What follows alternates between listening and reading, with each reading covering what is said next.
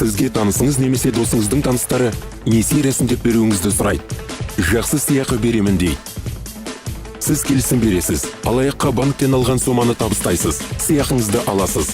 Ары қарай алаяқ қарызды өтемей қояды, немесе кестеге сай 1-2 ай ғана төлеп ғайып болады.